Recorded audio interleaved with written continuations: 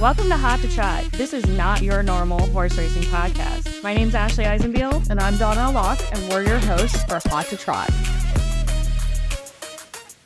Welcome to a special episode of Hot to Trot. It is the Derby episode, and we are super excited to dive into this field of amazing horses. But first, we want to talk about what's happening at the tracks, what Derby parties are going on, and where we're going. So, Donnell, kick us off with the Derby parties. Yeah, we'll start at 11:30 at the Meadows. They start in the morning, a little earlier post than normal. They have a fun day planned. They have a $1,000 hat contest. So, Ashley and I might need to enter with our nice hats we have on today. They have the DJ, food and drink specials, and it also kicks off the 3-year-olds harness racing stakes season. So that's an exciting day there. And all our tracks this year are having Derby parties. So we're really excited about that. And Ashley, where are you heading? Because there's live racing at a few of our tracks, not just the Meadows. I know. I'm going to be at a few different tracks. I'm going to be at Penn National, and they are going to start with live racing, coming back from a little layoff here in April. And they'll be having a hat contest, food specials, drink specials. It will be a great time there at Penn National. Also going to head over to Harris for a short bit, catch a little bit of their contest, and get a load of some live racing over there that day. So we're super excited for that. And they're going to have a DJ on the patio and a hat contest. So maybe I can weasel my way in to be a judge. And then we also have Parks Racing. They're going to be racing. Yep. They have post time 12:40, but their gates open at 10. They have a live band, Fish Out of Water. And then they have some free family-friendly things like pony rides, face painting, things like that. So a little bit of fun for everyone at Parks. So yeah, I feel like our tracks have a lot going on. And then, you have Pocono and Prescow. They're not live racing, but they both have parties going on with hat contests, food and drink specials, live music. Prescow has a concert after the Derby. So something all day for everyone at all of our tracks. So no matter where you are in PA, find a track near you and head to one of our fun events because it's going to be a fun day. Absolutely. If you don't have plans, you do now. There's no excuse. It is just also a different atmosphere if you're at a track on Derby Day. Everyone's kind of buzzing. It's a little bit more exciting. If you can't make it to Kentucky, this is the second best place to be to watch the Kentucky Derby. So go to a track. Yeah, head over to our website, find one near you. We're super excited. And if you're new to racing and you just kind of stumbled upon our podcast and you're a little hesitant on placing bets, please go to pennhorseracing.com. We have plenty of things to help you through that. We have our glossary full of terms. We have a interactive program that you can hover over with your mouse and it tells you what those numbers mean. That can be confusing. And you can do this all at your own time and leisure. And Donnell, you and Dani did some awesome how-to videos for us. Heck yeah, Dani's going to be joining us later in this episode, but her and I worked on some videos that everyone can watch on our YouTube channel, how to bet, how to read a program, how to understand the odds, where to place your bets. So we have all that information. If you're just getting started, or maybe you just want to brush up on your skills, just head over to pennhorseracing.com and we have all that stuff there. And as you're watching Hot to Trot, just skip back over to our channel and check out all the videos that we have there. So there's a little bit, we'll teach you what you need to know. Absolutely. Well, we have a big field, so let's get into it. Spring is here, so you know what that means. More live racing at Parks, of course. The PTHA would like to invite you to come out to Parks Racing on Kentucky Derby, Preakness, and Belmont Day for live racing. Bring the whole family to enjoy the races, family fun, and of course, watch the thrilling Triple Crown action happen. First post is at 12:40 p.m., so don't miss out. Head on over to Let's Go Racing Parks for more information.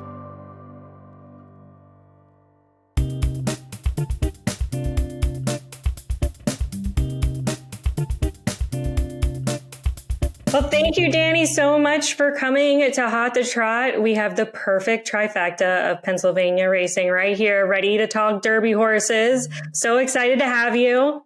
Welcome. I'm excited to be here. Finally get to be on Hot to Trot. And I'm so glad we all busted out our best Derby hats. I think we look pretty official here. We are. I know. We should be going to the Derby at this point. We look too good.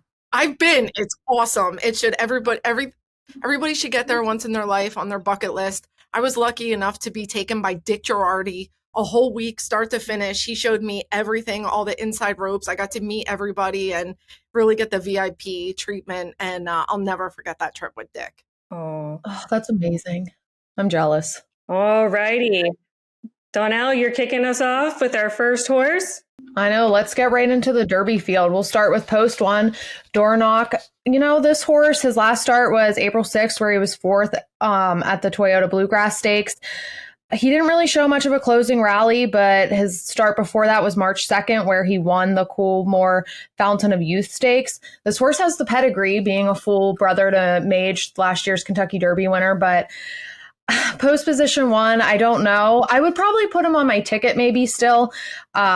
His trainer was interviewed. They said, they're going to go to the front, try to keep his face clean. His workouts have been good. His exercise rider's confident in him, but I just don't know if I have him 1, 2, 3. But I do like him. He's not a total toss. You know what I like about Dornoch? One of his owners is a retired Phillies outfielder, Jason Worth. That's what I like about Dornoch. Other than that, he's all right. I don't know. I think the rail's going to be good for him. He liked the rail. He went right to the rail when he was in the Remsen. So that's something to consider.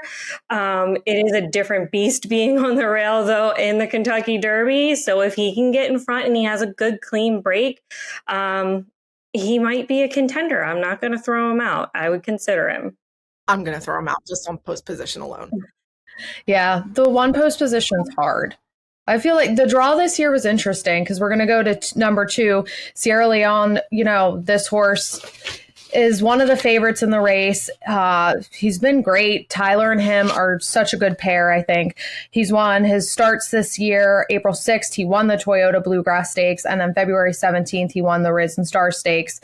He's a deep closer. So I don't know if the 2 holes great for him, but it's definitely not the worst. They're hoping, to get in the middle of the pack and save some ground with the 2 posts. But this horse does have some gait issues. He held up the Bluegrass a little bit because they were having trouble loading him. So that could be a downfall. So I'm a little bit worried about the gait, but I think if he breaks clean, he's obviously going to be right there. I have him on my ticket as 1, 2, 3, trifecta. This horse is a legitimate Derby contender. They've been working on his gait issues. Chad Brown and the Kentucky Derby, starting gate team, they want to make sure he's comfortable because the starting gate's significantly smaller than a normal starting gate, and horses are, claustrophobic a little bit. But this is a powerful horse. And the fact that he could win going 10 wide and run down Track Phantom and then 6 wide, this horse is just a beast. And I think he's really peaking at the right time. This is a nice, nice horse. And I don't think it matters what post position he's coming out of. I agree. They paid $2.3 million for this horse, and he looks like he is worth every penny. He is just my type. I love a horse that sits like this. Strong legs. I am in love with his running style. I do get a little nervous about his gait issues. I hope that he's not going to get worked up in the gate, especially with that many horses loading around him. But I love him. And, Chad and Tyler they're hungry. They are hungry for a Derby win. And I think Sierra Leone's going to make them eat Thanksgiving dinner. I do. He's on my ticket. Yeah, Tyler seems confident in him and even said, we haven't seen the gears that this horse has yet. So I definitely think he's going to be right there. No, he is a nice horse on a gun runner. All right, number 3, Mystic Dan, trained by Kenny McPeak, a good friend of the Let's Go Racing show. He was fraternity brothers with Bruce Casella, our producer, so we love Kenny McPeak. Mystic Dan, 16-1. He hits jockey Brian Hernandez Jr. Brian Hernandez is really good at working out trips. He's a veteran rider. He's rode in the Kentucky Derby. I think this is his 5th mount. He doesn't get flustered. He's going to work out a good trip for this horse. The things that this horse has to overcome, his pedigree, being by Golden Sense, that's, not a mile and a quarter pedigree. His numbers are just so. He did win the Southwest, which is the prep race for the Arkansas Derby, and then follow that up with a nice 3rd behind Muth and Just Steel, which are legitimate horses. I think this is a good horse. I don't think he's Sierra Leone level, but he does like the mud. as we see. And I think Churchill's getting rain on Friday, so the track should be dried and fast for Kentucky Derby Day. I'm just so with Mystic Dan. I'm not overwhelmed, convinced. But for 16-1, if somebody wanted to use them underneath in a superfecta bet, I wouldn't be opposed to that. Yeah, I think I would definitely be using him if they do get some rain and the track's a little muddy. I think that would help his chances. I definitely don't hate him enough to be a toss, but he's not in my top 3, I should say. I have, if it rains, we're putting him in. We're putting him on a ticket because he's a mutter for sure. I think that, we'll look for him down the road, and he just needs some more time to mature, a little bit more experience, and I definitely look for him in races in the future, but I just don't think he's quite there yet. I think he's a good horse, but not for this field, unless it's raining, and then we're going. Yeah. That takes us to number 4, Catching Freedom. This horse has had 3 starts this year. He's won twice. His last start, he was the winner of the Louisiana Derby on March 23rd. I like this horse. I think he'll come in at a good price. He won the Smarty Jones Stakes on January 1st. He's one of 3 of the Cox trainees horses. I really do like this horse. He has high energy, but his speed figures have improved every time that he has gone to the track, and his impressive workouts. I mean, he's been great. Everything you see on social media of his workouts have been eye-catching, and he's been really good. So I like this horse a lot. He's probably who I'm picking for 3rd.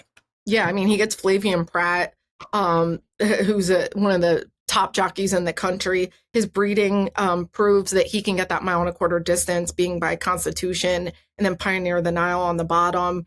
And what I like about this horse, Donnell, you pointed out, each race he's improving, his numbers are getting better. And you want a horse, it's really hard because you see these horses have these, flashy performances, but they got to put it all together on the first Saturday in May. And you don't want a horse that peaked already. You want a horse that's kind of on the upswing. And I do see that in Catching Freedom. I like him. The more and more I look at him, the more I like him. Don't sleep on this horse. Yeah, I have him 4th on my ticket because I love Fabian. Like, once I saw Fabian was on him, I was like, okay, there's a reason.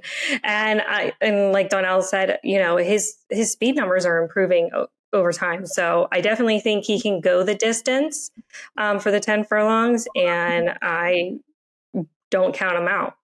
And that takes us to number 5, Catalytic, Safi Joseph Jr. trainee. This horse was lightly raced. He only has 3 starts under his belt, 2 being this year. His last start was March 30th at the Florida Derby, and he finished behind Fierceness. He was 14 lengths behind, but, he's a horse that he's here in the Derby. We'll see how it plays out. Safi said he's a happy horse, and his workouts have been good. Jose Ortiz is riding him and did take a ride on him the other day for a workout, and he said he did everything right. They were happy with the horse in the workout. So we'll see, but he'll need to show a big improvement to be a Derby contender here. He's a toss for me. I think you'll see him win a grade 3 later in the year, but he's not a Derby horse. I don't see it. Yep, he's definitely a toss for me, even though he has Jose Ortiz. I love that jockey, and I just wish he was a little bit faster and had some more experience, but I don't think he has the speed numbers to keep up with this field whatsoever. So no. I tossed. All right, so let's get to number 6, Just Steel, for the famed D. Wayne Lucas, who trains this horse. This has been my Derby horse from the early stages when the preps were kind of unveiling, and I still like him. They always say that there's not a big race that D. Wayne doesn't run in, meaning he doesn't care if the horse fits or not. He's going to run his horse in there. But this is a son of Justify, the Triple Crown winner. And what's really cool about the jockey on this horse, Keith Asmussen, this is his first Derby, but he is no stranger to these big races. His dad is Hall of Fame trainer Steve Asmussen, and he just gets so much out of this horse. He had a nice second behind Muth last year, and I see him in the top 5. I don't see him winning or getting second, but I see him finishing up in there. And Keith kind of gets down on his belly, and he really gets the most out of this horse. And this horse is a grinder. His numbers aren't overwhelming, but there is something intriguing about this horse. And maybe I'm just rooting for him. Maybe that's what it is.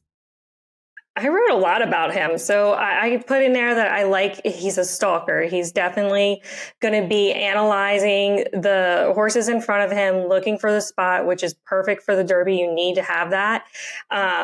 So I think that they're going to be very, direct about the moves that they make when they make them. And I would look for him in the mid pack. He's in a nice post position, if you ask me, and at the perfect spot to do that. So Keith just needs to, make sure he gets his horse in the right spot right out of the gate and stays with the pace. Yeah, I mean, he's got the most race experience out of all the horses, so he shouldn't be too intimidated by that 20 horse field. Yeah, that was my thought. I wouldn't totally toss him just because he does have the most race experience. So we'll see how it plays out. I wouldn't toss him completely, but not my top 3. All right, we have Honor Marie, and the trainer is Whit Beckman, and we have jockey Ben Curtis. I like this horse. I'm going to totally throw him out. Got second place in the Louisiana Derby. Has about 5 races under his belt with 2 wins, 2 seconds, no thirds, and the speed numbers aren't quite there yet. But I don't know. I don't think he's going to do well. I'm sorry. But I like the horse. I think he'll do well down the road. The Louisiana Derby run was really, really good. So the field, he placed second, and he ran the best race he could with the best speed figure that he had so far. So you can tell he's still improving. I would probably consider him for a long shot, but I definitely probably wouldn't put him on one of my exacta tickets. Yeah, he's not one of my choices, but I mean, he has an up and coming trainer at Churchill, so they know the track at least, but he's not one of my picks. I heard a lot of the handicappers are saying they're using him as their long shot, but I'm with you guys. There's just too many elements, and I've seen a lot of the honor codes, and he is a typical honor code. And I mean, I think more distance will be better for him, but I think he's going to get in a lot of traffic. And I think that's going to be, I don't think he has the speed to get himself into those positions that you have to have, that tactical speed at all. Like we were talking about Just Steel, he's going to be able to, get himself into those positions. This horse is going to just get lost in the shuffle. Yeah, with 20 horses in a race, it's a little hard. Yeah. Well, that takes us to number 8, Just a Touch. I really like this horse. I've been lighting up. So this is one of the 3 Brad Cox horses, again by Sire Justify, who won the Triple Crown. This horse is another horse that's improving with each race. His only win was a maiden special weight, and he did win, or he ran second in both the Gotham and the Bluegrass. But his last race was the most impressive. He's a speed horse. There's going to be a lot of pace in the Derby. There always is. So hopefully Florent Geroux is able to harness a little bit of that speed. Florent Geroux is a really aggressive jockey, and I know he's going to want to be up there. I don't think he has the same speed that Fierceness has, so hopefully he can just raid off him a little bit, but hopefully Just a Touch is willing to do that. But this is a horse I really, really like, and I think it's Brad Cox's best shot. I think he has a great chance. I mean, with the Justify backside, he has some tap it. So, he can make the 10 furlongs. He's been bred for it. And as long as we get a good spot, and I expect him to go straight to the front out of the gate, get a good clean break, we're going to see him. This is a good chance, like you said, for Brad Cox to get the win. Well, that takes us to 9, Encino, the third of the Brad Cox trainees. This horse has proven himself on synthetic surfaces. He's 3 for 3 this year, where his last start was April 13th, where he won the Lexington Stakes at Keeneland. They weren't sure if they were going to enter him in the Derby up until a couple days ago. They took him to Churchill. They were working him, and his workouts have been really great. They've been a little eye-catching, so they decided that, hey, let's put him in the Derby. I like his post position. I think he's good. He's versatile. He's won off the lead and off the pace, so he definitely has that versatileness that will help him here in the Derby. But I don't know if I could see him being like 5th or 6th. I would have him for. I don't think he's on my top picks, but I do like him. He's definitely eye-catching. This is hard because they're all nice horses, right? And that's what we're all kind of seeing. Axel Concepcion is the jockey. This is his first Derby. When he was an apprentice, he rode here at Parks. And then he went down to Laurel Park, if you guys remember. And he's only recently, I think in the last year and a half, been out in Kentucky. But the fact that he's like riding first call for Brad Cox at Turfway and Churchill Downs shows how much faith a trainer like Brad Cox has in this young jockey. I think the horse showed a lot of grit in his last start in that Lexington with the Wine Stewart.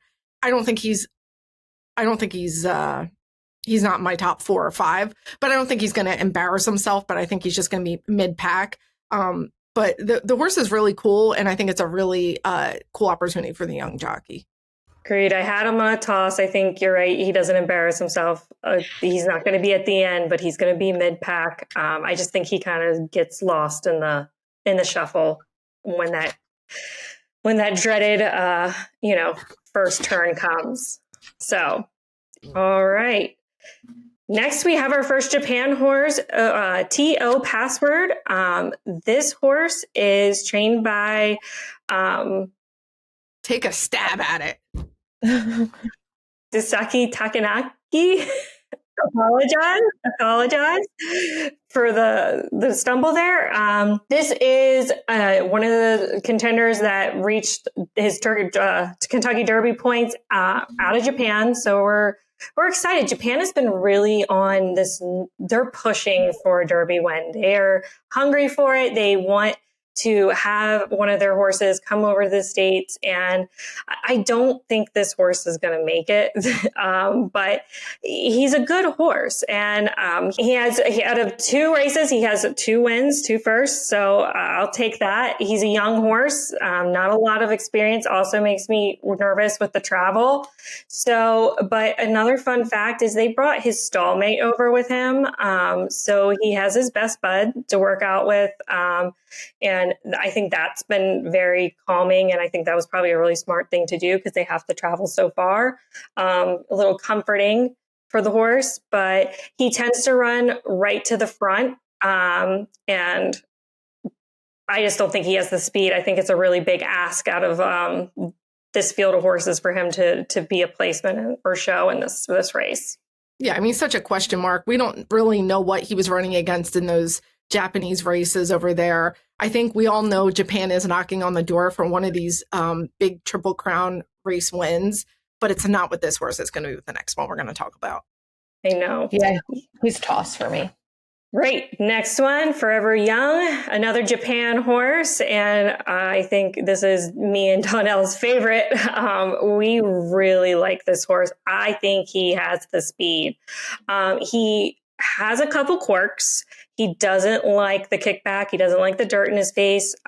They put a hood on him with no blinkers to kind of soften the kickback because from what the trainer said, it was the kind of dirt at Dubai and here in the States is a little bit heavier than what they have in Japan, and it seemed to really bother him. So that is the only thing that is a high concern for me. If he doesn't break well, get up front and get in front of the kickback, that could be a concern. But I think this horse is fast. I do. He is just my type. Like he has got the long legs. He is just built and you can tell he is an athlete. He's a beast. And I think we're going to see him in the top 2. I really do. As long as he doesn't get the kickback that he dreads. Interesting with the hood. I don't know if it works or not. What do you think, Donnell? You love him. I love this horse. I do. Like Dani said, Japan's waiting to win the Derby. I think maybe this is their year. I love this horse. I go off a lot by the videos that they're posting, every day, their workouts or what the horses are up to, which the social media team for the Kentucky Derby and FanDuel and all that, they're doing an amazing job. This horse just looks so relaxed. He's happy all the time. His ears are up. He looks alert. He's not shying from things. So I just think he has the personality too, to just take care of himself. And he's my top pick. I really like this horse. He's legit. He's the real deal. And I think, we've seen other horses come over from Japan, and I think they've learned a lot from those other experiences. And I think with this horse, the only question mark is the fact that he's never really faced adversity. So we don't know how, if things don't go his own way, what he'll do. but I think he's a really good chance. He's by Sire Real Steel, who's by Deep Impact, that stands over in Japan. Is a really nice horse.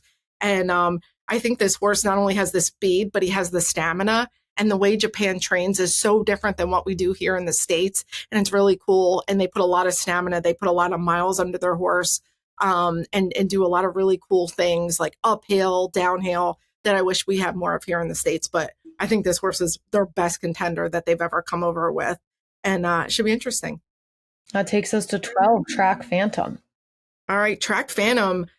Steve Asmussen, and we talked about his son Keith Asmussen is going to be riding Just Steel, but his dad, Hall of Fame trainer Steve Asmussen, has number 12 here. Going to team up with jockey Joel Rosario, and they're definitely looking for redemption from Epicenter, who was about to win the Derby until Rich Strike ran on by at those long odds. This is a solid horse, and his numbers are consistently improving. He is a speed horse, and there's going to be just so much pace in here. Not everybody can go to the lead. Fierceness, Forever Young, Track Phantom. We've talked about so many speed horses in here. So somebody's going to have to lay second or third. I think this horse can do that. I think he has tactical speed. I don't think he has to be on the lead. And Joel Rosario has so much experience. And I think this is a horse that hopefully will be primed and ready to go. I like him. I am going to be using him in my top 4. Yeah, I like him too. I probably would put him 5th for me. I do like him.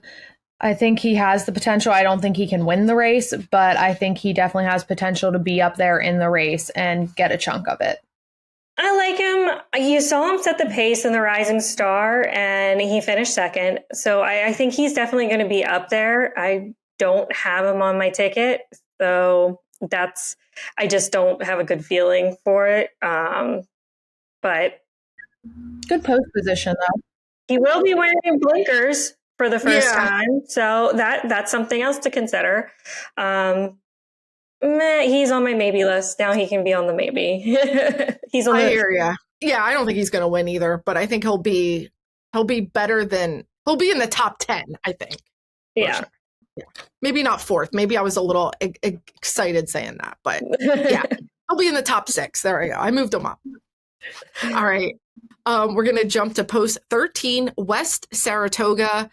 He's a small trainer, okay? But he gets veteran jockey Jesus Castanon, who is no stranger to Triple Crown races. He won the Preakness with Shackelford. This horse is just okay. What I do like about him is the owners getting a chance to run in this big race. And the horse is named after the street he grew up on, West Saratoga. He has won at Churchill Downs before, but his numbers to me are like just a so-so allowance horse here at Parks. There's nothing stellar. A definite no. Yeah, he's a toss for me. He's a beautiful horse, though. I'll give him that. He is a gorgeous horse, and you love seeing little connections make it to the Kentucky Derby. That's always exciting and a happy story. But yeah, he's a toss for me.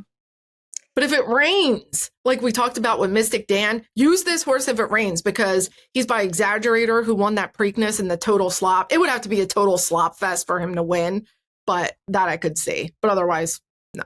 I don't think he has the speed or the endurance, but he does have a lot of experience. So I don't think, he's run 10 races before. So I think that is something as a check mark in my positives for him. These younger horses or some of the other horses in the field don't have the experience of being in that many races. So he's definitely going to be able to handle that part of it mentally. But yeah, I just don't think he has the speed or endurance for the 10. But listen, we've seen crazier things happen in the Derby. Sometimes long shots happen. So you know what? Good luck to him, at least. Yeah, good luck. We're rooting for him. Yeah.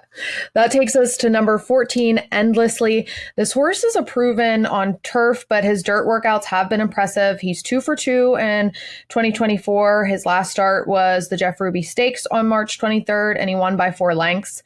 And then he won the El Camino Derby on February 10th. This horse is impressive. His only defeat was in the Breeders' Cup, and it was only by 3.5 lengths. So he has talent, and he's been good on Churchill, but we'll see. Being more turf than dirt, I don't know if I would be using him.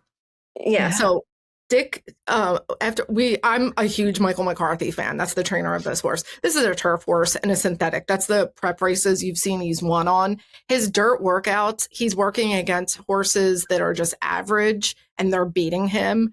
The owner just really wants to run in this big, when are you going to ever get to get in the Kentucky Derby? And crazier things have happened, but they were originally going to go in one of the turf races, the American Turf on the undercard. So crazier things could happen, but this is a proven turf and synthetic horse. This is not a dirt horse. I have him as a toss. So yeah, I agree. I don't think he has it in this field against these horses. He's not gonna flourish here today.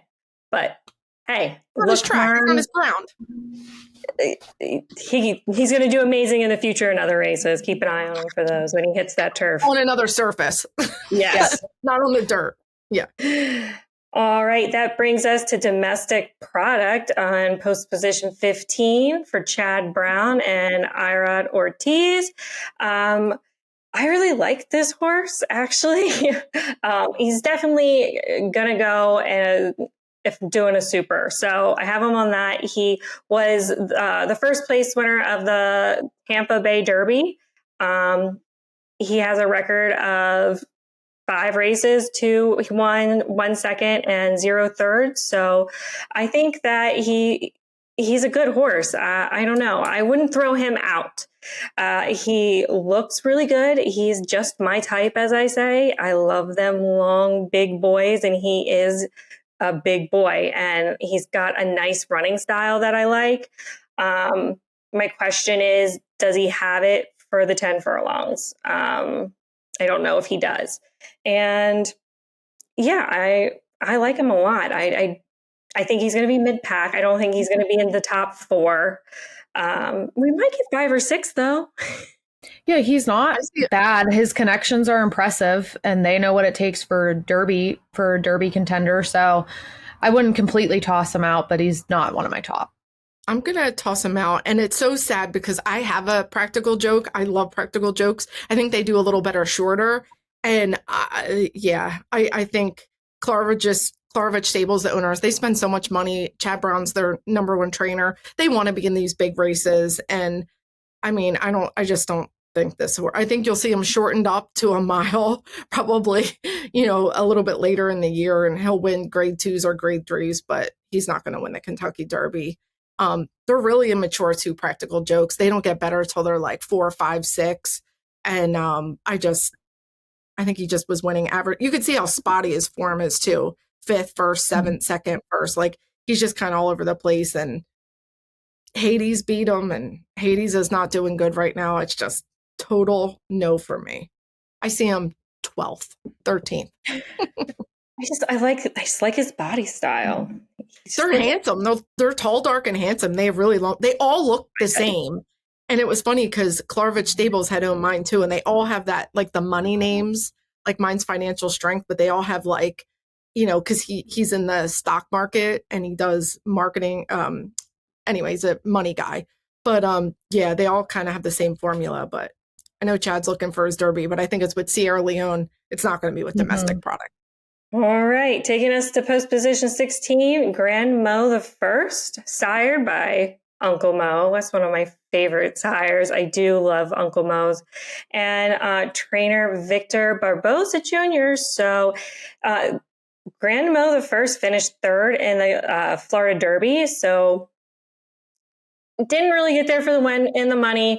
He also had 2 other stakes races. He placed 3rd and 4th, and he won his first 2 starts at Gulfstream. So I don't think he gets there. I don't think he's going to do well. I don't think he can pull it off with that big of a field. I think you'll see him towards back of the pack. I think he pushes back, being where he's sitting in the center. Yeah, he's toss for me. Total toss for me. Yeah, I mean, he won sprinting, and now they're stretching him out. He hasn't even won at 2 turns. He's gotten like mediocre thirds. His numbers just aren't good enough. Small connections, that's cool. Jaramillo, I'm sure, Ismail Jaramillo. I think he's ridden in a few derbies before, so he has experienced the jockey, but no, absolute no. Which brings us to the absolute yes. Number 17, our Kentucky Derby favorite, Fierceness. Mike Rapoli, the owner, is very outspoken. You either love him or hate him. And this is his third time being the morning line favorite on the Kentucky Derby, and they haven't gotten it done. This is their best chance. This horse is the only horse that has run triple-digit speed figures in the race consistently more than once. This horse is really fast. He gets John Velasquez, who is as good as they get, making all the right decisions. The key to this horse is going to be a clean break. I think they're really happy with the post position. 17 is not dreaded like it used to be with the new starting gate, because it's just, instead of being the two different gates, it's just one big gate now. So he doesn't have to go to open air like he did before to get to post 16. I think this horse is, if he breaks, I think it's race over. Yeah, his connections are pretty confident in him. I mean, he has the lines that shows, but he also has taken a lot of heat that he's a horse that has to have it his way. That's his only knock. But I don't necessarily think he should be knocked for that much. I think he has what it takes to be in the Derby, even if things don't go his way. I think he's going to be right there. If he's not the winner, he'll be up there. Oh, I think he's going to be the winner. He's got Johnny V on him, and Johnny V is going, he's been here before. He knows how this race is run. He knows what he's got to do. He has the experience. So, and with Fierceness of speed, like, I don't even think we've seen what this horse can really do. So I love him. And also his sire is City of Lights. He's bred for the distance. I think he's going to take us there. I think this is hands down, this is my number one pick. It's going to look a lot like Authentic's win in the Kentucky Derby. That was COVID years, if you guys remember, when they ran the Derby in October and Johnny Velasquez won on that kind of gate to wire fashion. I think that's going to be really similar. And being in post 17, he's not going to have to be in the starting gate that long. So that'll be good. He doesn't have to be in there too long, but not too short where you can't get set up. You want to get your feet set up, all four kind of squared up and nice, and he'll have enough time to get settled, but not too much time to lose his cool. I'm excited. This is my horse. Yeah.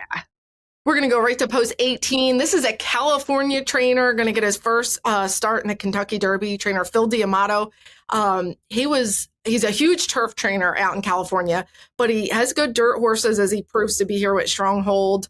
This is also Antonio Frezu's first start in the Kentucky Derby. Love the breeding here. Go Sapper. I'm a big fan of Go Sapper. Jimmy Creed's a little more sprinters, is on his damn side. Look, the California races are usually really good and get horses to the Kentucky Derby. This year, I think they were a little weaker. I don't really know what he's been running against in California. I think he's a good horse, but he's a toss for me in the top four. Yeah, I mean, I like that for his connections. This is the first Derby. I think that's really exciting, and I'd like to see them be in the money, but he's a toss for me too. He's not a total toss for me. He got first in the Santa Anita Derby. His speed numbers are improving.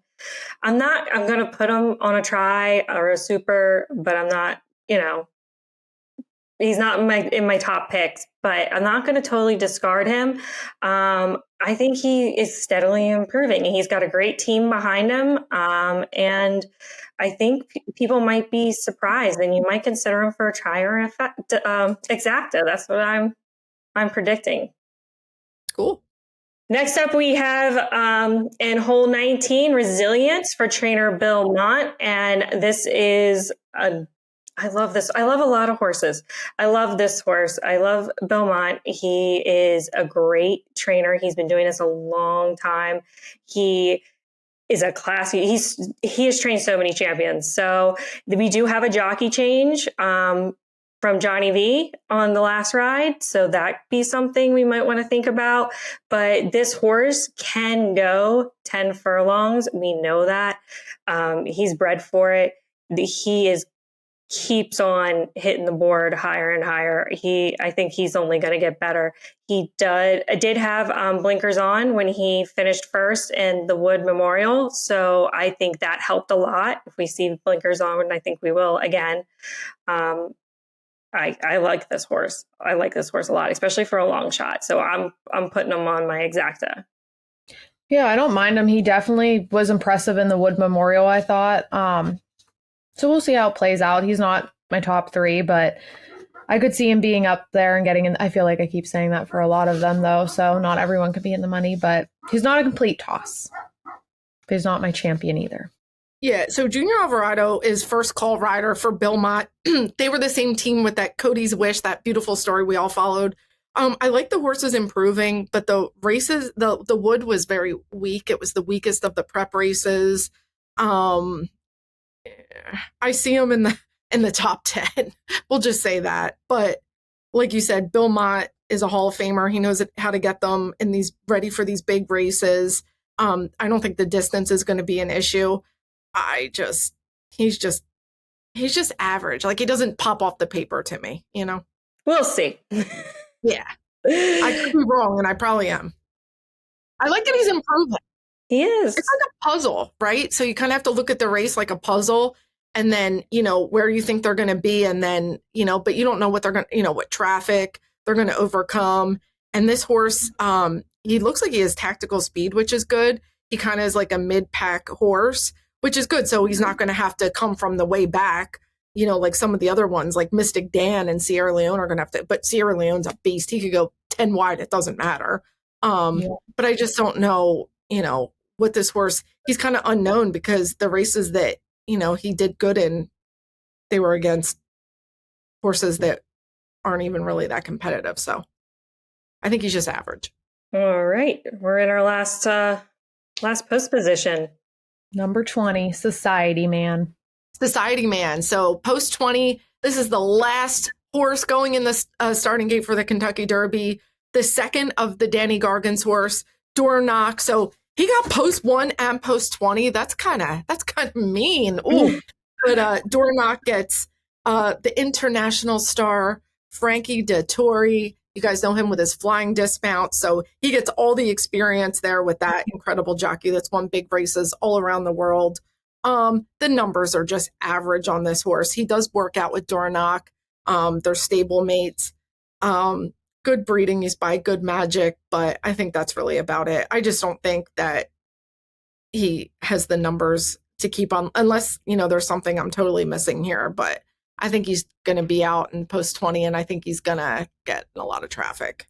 Yeah, he's a horse that I would love to see him get in the money and on the ticket. My friend, his owner's GMP stables, and one of my friends works there. And, they were obviously very excited about him in the Wood Memorial. He went off 106 odds, so he shocked everyone and obviously improved with that start. But I don't know if he has what it takes in the Kentucky Derby, but it's exciting to see him in there. He's gorgeous. I think he's the only chestnut we have in the field. Oh, that's pretty cool. Yeah. And I mean, he's the gelding. He always happy in his videos, seems calm and relaxed, but that's because he's a gelding. Yeah, he's the only red gelding in the race. Yeah, I have him as a toss, but I mean, he is a tactical horse, which that's good for the Derby. I just don't think he has the speed to get there. It's going to be a hard road for him, but hey, crazier things have happened. It's the Kentucky Derby. Honestly, anything can happen. It could be another Rich Strike coming out of post 20, 80-1, Dreams happen. They do. No, the Kentucky Derby, not always the best horse wins the Kentucky Derby, as we've seen, because Rich Strike never went on to win another race. He just happened to be the best that day. I was there. That was the craziest Kentucky Derby ever. But yeah, I mean, I think we have we talked about 20 horses today, and we have some strong opinions and some maybes and some we'll sees. I mean, the Kentucky Derby, any way you handicap this race can win. You can pick a name, you can pick a color, you can just have a feeling. You're never wrong in horse racing, which what makes it so cool. I know this is the race that if you're like getting into racing, like it's a fun one to bet. Just go off of whose name you like, who looks the best, but it's a fun race to get in on, even if you're not an experienced handicapper. I'm certainly not. I wouldn't take my word for most, but I'm excited to see how this plays out. I'm a fun handicapper. I do this for fun. I place these bets. I get my allowance every year from my husband on how much do I get to blow on Oaks and Derby Day. And hey, I'm not trying to say I'm an experienced handicapper. I'm just saying who I like and why. But it's a lot of fun. So pick your favorite number. Pick whoever poops in the paddock. Yeah. I'm betting on them. I run faster after a poop. Well, we'll be racing here. We have live racing here at Parks. Post time's 12:40.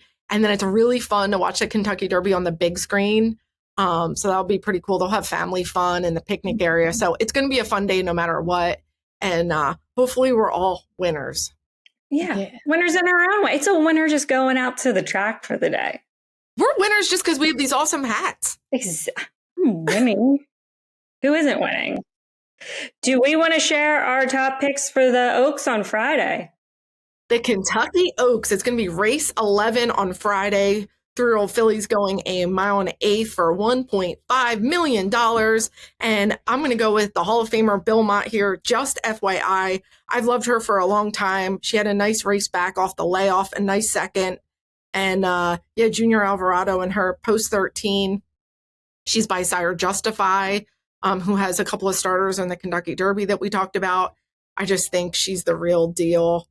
I also like the number 5, Torpedo Anna. I think you'll get really good odds for her on this filly for trainer Kenny McPeak, Brian Hernandez Jr. And then for my third horse, I'm going to go Where's My Ring? It's going to be a super long shot coming from post 3 with Jose Lezcano. Yep. I love number 5, Torpedo Anna. She's my pick to win. Kenny McPeak was interviewed saying like he's bringing a bear to this race, so you better bring a grizzly. However, I do think 13, just FYI, could be the grizzly. I think that's going to be a good race between those two. And then rounding out for my third would be number 8, Tarifa. I think she's going to be impressive in this race. She likes to win.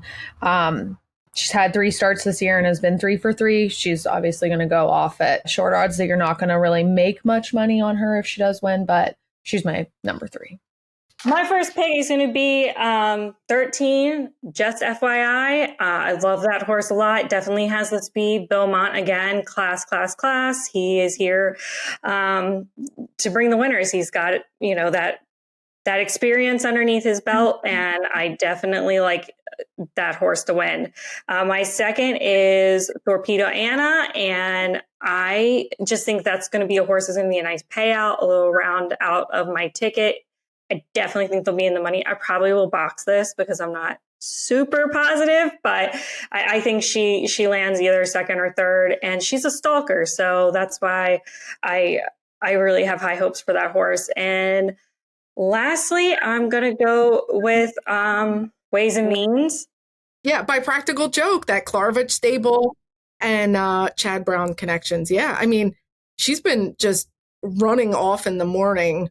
In fact, I think they said her work was really fast, like maybe too fast, Chad Brown said. But yeah, nice horse. There's some good fillies in here. The Oaks is legit this year. Tarifa's going to be the morning line favorite for trainer Brad Cox and Flavian Pratt. And I think this race is going to be a really good race and a really good edition of the Kentucky Oaks. I'm excited for it. Yeah, so Ways and Means, I think that's what I'm going to go with. Cool. Well, there's our picks. Well, thank you guys all for joining us on this special edition Kentucky Derby episode. We are so excited to have you. We hope you enjoyed it, and get out there on Saturday, May 4th. Go out to a track or make sure you're betting, and check out penhorseracing.com for more information about events happening, and also to learn the ropes on horse racing, how to bet, what our crazy terms mean, and how to read a program. Yeah, and thank you, Dani, for joining us. Your insight has been amazing today, so thanks for joining us on Hot to Trot. I'm so glad I finally got to come. Hot to Trot. We loved having you, Dani. You're always a member of the team. We make the trifecta of Pennsylvania horse racing ladies. We do. I love it. Thanks, girls. Do you or someone you know have a gambling problem? Call 1-800-GAMBLER for more information about treatment. Again, that number is 1-800-GAMBLER. Thanks for listening, and thank you to the Standardbred Breeders of Pennsylvania for sponsoring Hot to Trot. We'll see you next time.